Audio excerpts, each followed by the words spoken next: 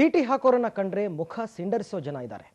ಆದರೆ ಶಿಳ್ಳೆಯಿಂದ ಕೂಡ ಶ್ರೇಷ್ಠ ಸಂಗೀತ ಕೊಡಬಹುದು ಅಂತಿದೆ ಬೆಂಗಳೂರಿನ ಯುವಕರ ಗುಂಪು. ಶಿಳ್ಳೆಯನ್ನ ಜನಪ್ರಿಯಗೊಳಿಸೋದು ಇವರ ಉದ್ದೇಶ. ಇದಕ್ಕಾಗಿ ಒಂದು ಸಂಘಟನೆಯನ್ನೇ ಹುಟ್ಟುಹಾಕಿದ್ದಾರೆ ಈ ಉತ್ಸಾಹಿಗಳು.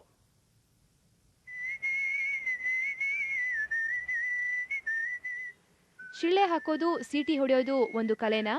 ಎಸ್ ಅಂತಿದೆ ಬೆಂಗಳೂರಿನ ಇಂಡಿಯನ್ ವಿಶ್ಲರ್ಸ್ ಅಸೋಸಿಯೇಷನ್. ಶಿಳ್ಳೆ ಕಲೆ ಅಪರೂಪದ್ದು. ಇದಕ್ಕಂಟಿರುವ ಕೆಟ್ಟ ಹಣೆಪಟ್ಟಿ ಕಿತ್ತು ಹಾಕಬೇಕೆಂಬುದು ಸಂಘಟನೆಯ ಉದ್ದೇಶ. ಅನೇಕ ಕಾರ್ಯಕ್ರಮಗಳ ಮೂಲಕ ಸಿಟಿ ಸಂಗೀತವನ್ನು ಜನಪ್ರಿಯಗೊಳಿಸಲಾಗುತ್ತಿದೆ.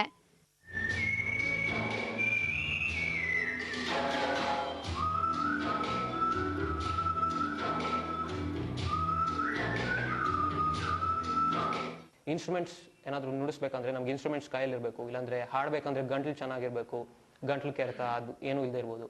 ಆದರೆ ವಿಸ್ಲಿಂಗ್ ನಮಗೆ ಗಂಟ್ಲು ಸರಿಗಿರಲಿ ಇಲ್ಲದೆ ಇರಲಿ, ಇನ್ಸ್ಟ್ರೂಮೆಂಟ್ಸ್ ಇರಲಿ ಇಲ್ಲದೆ ಇರಲಿ, ನಮ್ಗೆ ಇಷ್ಟ ಬಂದಿದ್ದ ಹಾಡನ್ನ ಯಾವಾಗ ಬೇಕಾದರೂ ಎಲ್ಲಿ ಬೇಕಾದ್ರೂ ನಾವು ನುಡಿಸ್ಬೋದು ಹಾಡನ್ನ.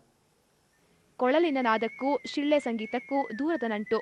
ತುಟಿಗಳನ್ನೇ ಕೊಳಲಿನ ಥರ ಬಳಸಿದರೆ ಸುಶ್ರಾವ್ಯ ಹಾಡು ಪಡೆಯಬಹುದು ಎಂಬ ವಾದ ಭಾರತೀಯ ವಿಶ್ಲರ್ಸ್ ಸಂಘಟನೆಯದ್ದು. ಅಷ್ಟೇ ಅಲ್ಲ, ಮಾತಿಗೆ ಹೊರತಾದ ಸಂಭಾಷಣೆ ನಡೆಸಲು ಕೂಡ ಸಿಟಿ ಸಹಕಾರಿಯಂತೆ.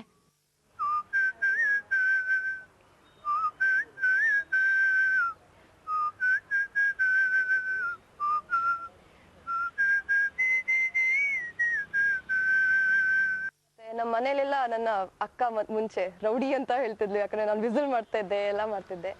ಸೊ ರೌಡಿ ಅಂತ ಹೇಳ್ತಿದ್ರು. ಆದ್ರೆ ನಾವು ಈಗ ಇಂಡಿಯನ್ ವಿಸ್ಲರ್ಸ್ ಅಸೋಸಿಯೇಷನ್ ಇದೆಯಲ್ಲ, ಸೊ ಅದರಿಂದ it's all fine. Everyone music.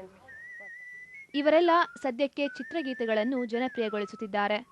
ಮುಂದಿನ ದಿನಗಳಲ್ಲಿ ಹಿಂದೂಸ್ತಾನಿ ಮತ್ತು ಕರ್ನಾಟಿಕ್ ಶೈಲಿಯಲ್ಲೂ ಶಿಳ್ಳೆ ಮೂಡಿಸುತ್ತಾರಂತೆ. Sreeja V N, ETV news, Bengaluru.